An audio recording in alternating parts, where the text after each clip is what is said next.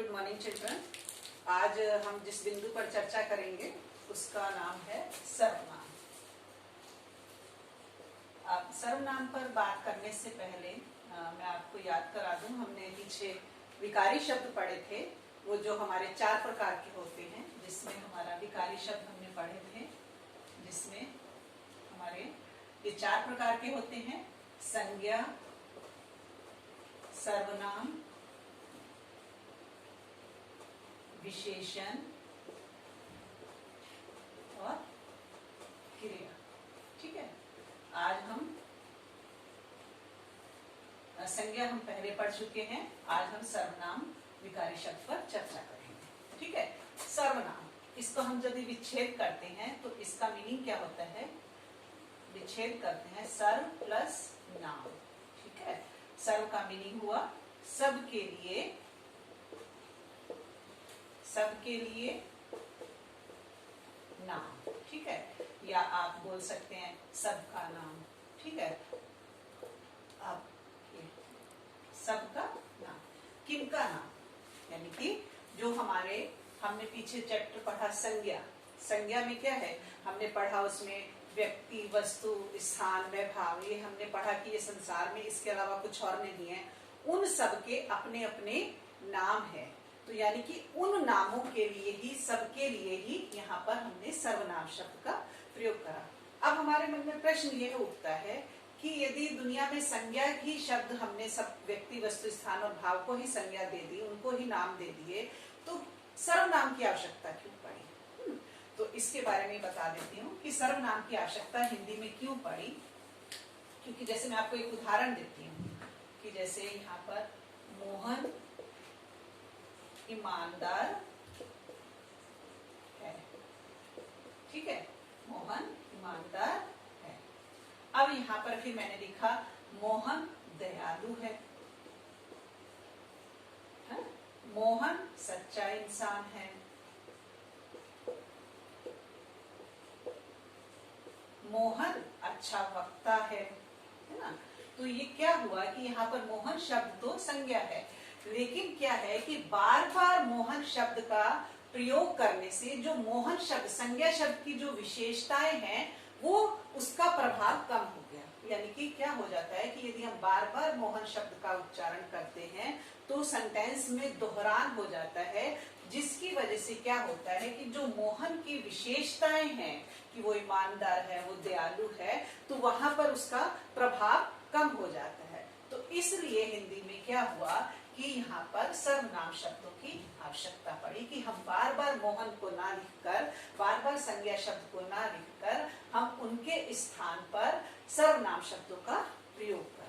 तो इसी वजह से हम हिंदी में हमारे सर्वनाम हैं। ठीक है, अब यहाँ पर मैं आपको बता, यानी कि सर्वनाम की अब परिभाषा क्या होगी कि जो शब्द संज्ञा के स्थान पर प्रयोग किए जाते हैं वो हमारे सर्वनाम कहलाते हैं। क्लियर है यहाँ तक? ठीक है, अब इसके कितने भेद होते हैं हिंदी में? उस पर इसके सर्वनाम के हमारे 6 भेद होते हैं। सर्वनाम के प्रकार कितने होते हैं? 6 होते हैं। ठीक है, कौन कौन से हैं हम उनके बात कर लेते हैं। सबसे पहला हमारा आता है पुरुषवाचक सर्वनाम, दूसरा हमारा आता है निश्चयवाचक सर्वनाम, ठीक है, और तीसरा हमारा आता है अनिश्चयवाचक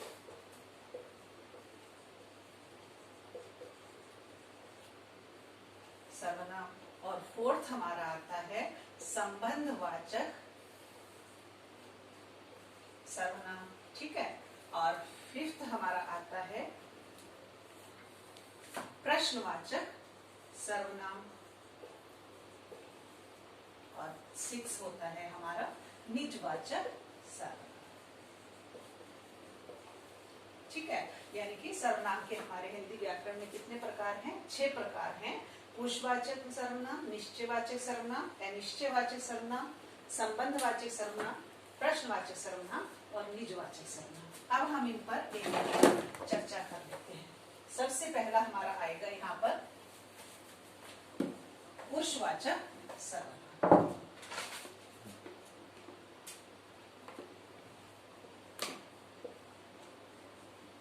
पुरुषवाचक सर्वनाम हम किसे कहते हैं? पुरुषवाचक सर्वनाम किसे कहा जाता है? इसमें भी पहले मैं आपको बता दूं कि पुरुषवाचक में जिसमें व्यक्ति या प्राणी की बात की जाए वो पुरुषवाचक सर्वनाम हो जाता है। इसके भी 3 प्रकार होते हैं, इसके भी 3 भेद होते हैं। कौन सा? इसमें 3 व्यक्ति होते हैं। कौन कौन से? पहला होता है कहने वाला, कहने वाला जिसको हम वक्ता भी कहते हैं, ठीक है। और दूसरा होता है हमारा इसमें सुनने वाला, सुनने वाला जिसको हम श्रोता भी कहते हैं, ठीक है। और तीसरा यहाँ पर होता है अन्य, जो जिसके बारे में, या तीसरा किसी तीसरे के बारे में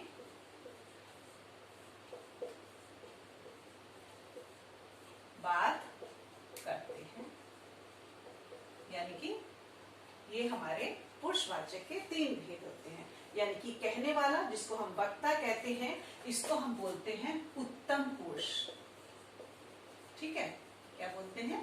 उत्तम पुरुष। और सुनने वाला आपका यहाँ पे श्रोता हो गया, मध्यम पुरुष, इसको हम बोलते हैं मध्यम पुरुष। और जिसके बारे में, किसी तीसरे के बारे में बात की जाती है, उसको बोलते हैं अन्य पुरुष, ठीक है। तो अब यहाँ पे मैं आपको बता दूं कि इनको हम पहचाने कैसे, कैसे पता चले कि कौन सा यहाँ पे उत्तम पुरुष है, या कौन सा इसमें मध्यम पुरुष है, या कौन सा इसमें अन्य पुरुष है। मैं आपके सामने एक उदाहरण लिखती हूँ यहाँ पर। जैसे मैंने लिखा कि वह ईमानदार है, ठीक है, वह ईमानदार है।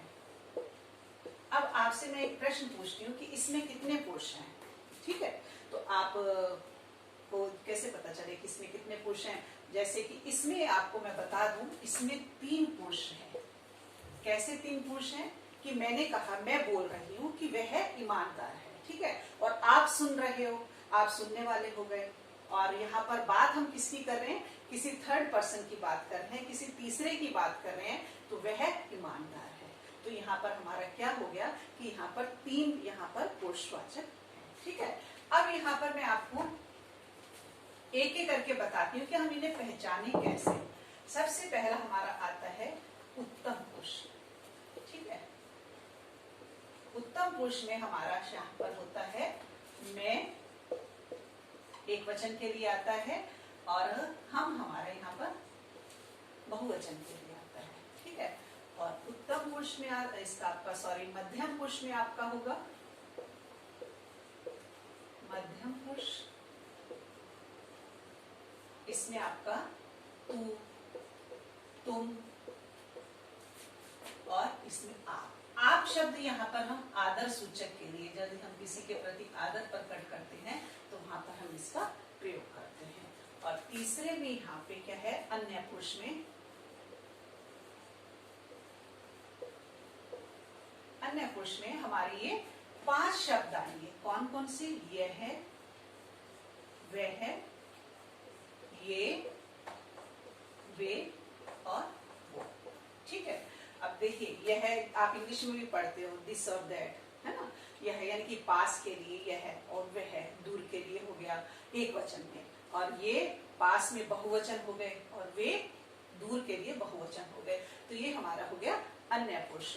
अब मैं आपके सामने एक एग्जाम्पल से लिखती हूँ कि जैसे कि आप ये सोचिए कि मैंने लिखा कि वह ईमानदार है, तो आपसे यहाँ पे प्रश्न पूछा जा सकता है कि यहाँ पर किसके बारे में बात हो रही है। जैसे मैंने पहले भी एक उदाहरण लिखा कि वह ईमानदार है, ठीक है। अब मैंने वह शब्द को अंडरलाइन करा, तो मैंने आपसे पूछा कि वह शब्द यहाँ पर, मेरे प्रश्न पे ध्यान देना कि इसमें यदि मैं इसको अंडरलाइन नहीं करती हूँ, रेखांकित नहीं करती हूँ, तो मेरा प्रश्न है कि इसमें सर्वनाम शब्द कौन सा है। तो आप झट से इसे अंडरलाइन कर दो कि वह शब्द सर्वनाम है। अब मैं आपसे पूछती हूँ कि इसमें कितने पुरुष हैं, है ना। तो आपने बता दिया कि 3 पुरुष हैं। अब मैंने आपसे पूछा कि वह शब्द में कौन सा पुरुषवाचक सर्वनाम है, तो आप यहाँ पे बताओगे अन्य पुरुषवाचक सर्वनाम, कैसे अब आपको ये पता चलेगा कि ये अन्य पुरुषवाचक सर्वनाम है? क्योंकि मैंने अभी आपको पहले भी बताया कि यहाँ पर मैं आपको बता रही हूँ, मैं कहने वाली होगी उत्तम पुरुष, आप सुनने वाले हो गए और हम किसी तीसरे की बात कर रहे हैं, तो यहाँ पर तीसरे का यहाँ पे हो गया हम अन्य पुरुषवाचक। और आपको मैं पहले भी बता दूं कि ये शब्द हमने अन्य पुरुषवाचक के उसमें भी पढ़ा था। अन्य पुरुषवाचक में हमने पढ़ा था ना, ये 5 शब्द जिसमें आए थे, यह, वह, ये, वे और वो, ये हमने उसमें भी पढ़ा था। तो ये हमारा जो वह शब्द है ये हमारा अन्य पुरुष में आ रहा है, किसी थर्ड पर्सन में आ रहा है, तो यहाँ पर ये हो गया अन्य पुरुषवाचक सर्वनाम। ठीक है, अब हम यहाँ पे दूसरा आपका पढ़ लेते हैं। जो सर्वनाम का दूसरा प्रकार है उसे कहते हैं निश्चयवाचक। निश्चयवाचक सर्वनाम। ठीक है, निश्चय का मतलब क्या होता है कि जो संज्ञा सर्वनाम शब्द निश्चितता बताते हो, निश्चितता बताते हो, वो हमारा निश्चयवाचक सर्वनाम कहलाता है। अब मैंने आपको यहाँ पे एक याद करो कि मैंने आपको इसमें बताया था कि जैसे आपका यहाँ पे हो जाएगा कि यह, उदाहरण ले लेती हूँ एक मैं, यह मेरा घर है। ठीक है, ये मैंने आपके सामने एक उदाहरण दिया। अब इसमें मैं आपसे पूछ रही हूँ कि यहाँ पे निश्चयवाचक सर्वनाम है कैसे, क्योंकि मैंने बताया कि यह घर मेरा है या यह पेन मेरा है। कंफर्म बता रही हूँ कि निश्चित कर रही हूँ कि यह पेन मेरा है या यह घर मेरा है। लेकिन अब आपके मन में एक प्रश्न उठना चाहिए कि यह शब्द तो आपने अभी पुरुषवाचक में बताया है, तो अब ये निश्चयवाचक सर्वनाम कैसे हो सकता है? तो ये आपको मैं बता दूं, हमने संज्ञा की परिभाषा पढ़ी थी, आप याद करिए। संज्ञा की परिभाषा में व्यक्ति, वस्तु, स्थान और भाव, ये 4 शब्द आए थे। तो यदि यह शब्द किसी व्यक्ति या किसी प्राणी के लिए प्रयोग होता है, जैसे मैंने कहा था कि राम ईमानदार है या वह ईमानदार है, तो वो कौन है? प्राणी है। तो यहाँ पर यदि यह शब्द प्रयोग होता है तो वो हमारा पुरुषवाचक सर्वनाम में चला जाएगा। ठीक है, और यदि यह शब्द किसी वस्तु या स्थान के लिए प्रयोग हो रहा है तो यहाँ पर घर हमारा क्या है? स्थान है, तो यहाँ पर निश्चयवाचक सर्वनाम हो जाएगा। क्लियर है? यानी कि आपके जो वो 5 शब्द थे, मैं यहाँ पर दोबारा लिख देती हूँ, यह, वह, ये, वे और वो, है ना। ये जो 5 शब्द हैं ये आपके पुरुषवाचक सर्वनाम में भी आते हैं और यही आपके 5 शब्द निश्चयवाचक सर्वनाम में भी आते हैं। दोनों में अंतर कैसे करेंगे, दोनों को पहचानेंगे कैसे?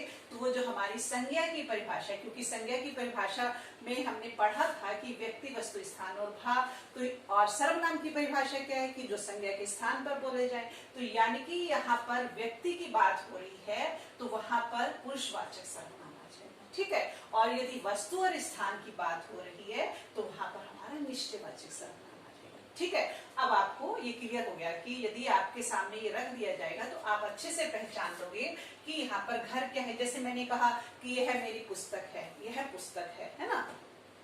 तो पुस्तक आपकी वस्तु हो गई, तो वस्तु हो गई तो यह निश्चितता में आ जाएगा, यानी कि निश्चयवाचक सर्वनाम में आ जाएगा। तो आपको ये याद रखना है कि ये जो 5 शब्द हैं ये हमारे पुरुषवाचक सर्वनाम में भी आते हैं और यही 5 शब्द हमारे निश्चयवाचक सर्वनाम में भी आते हैं। दोनों में पहचाने कैसे?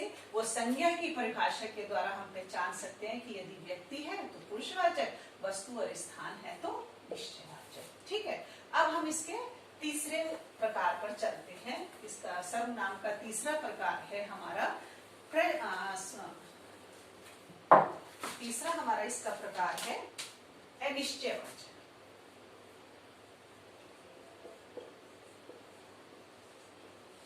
निश्चयवाचक सर्वनाम।